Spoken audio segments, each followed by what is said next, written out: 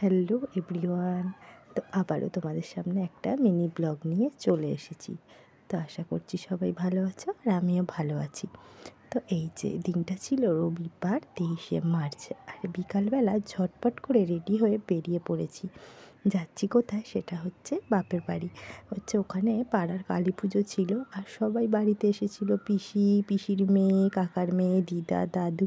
তো সব বোনেরা এসেছিলো, তাই ফোন করে বলল দিদি আসবি, আর ছেলে তো শুনেই বায়না আরম্ভ যে চলো আমি যাবো মামার বাড়ি। তো সেই জন্য বেরিয়েছি, আর এসেই অটো থেকে নেমেছি, নামতেই আমার বোনের বর আনতে এসছে। আর আমার ছেলে দেখো না, গটগট করে ঢুকে যাচ্ছে, যে দেখছে সবাই কি করছে, আর ও মামার বাড়ি আসার জন্য খুব পাগল হয়ে যায়।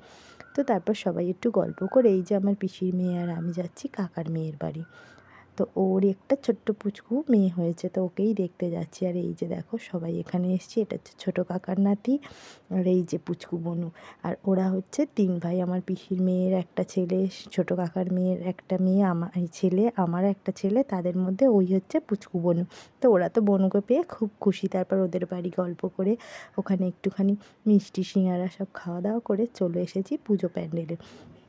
যেহেতু পাড়ায় পুজো হচ্ছিলো, তো ওখানেই এসেছি। আর এই যে সবাই মিলে আনন্দ করছি, হৈ হৈ করছি, আগের দিনে পুজো হয়ে গেছে।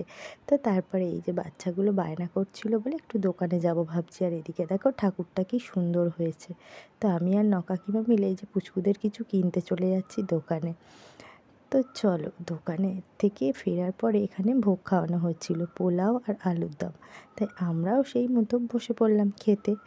তো সবাই মিলে সারা দিনটা বেশ হৈ হৈ করে মজা করে কেটে গেল। তো তোমাদের এই ব্লগটা কেমন লাগলো অবশ্যই জানিও, আর এরকম ব্লগ দেখতে চাইলে আমাকে কমেন্ট করে জানিও। তো সবাই ভালো থেকো, এখনের মতো টাটা।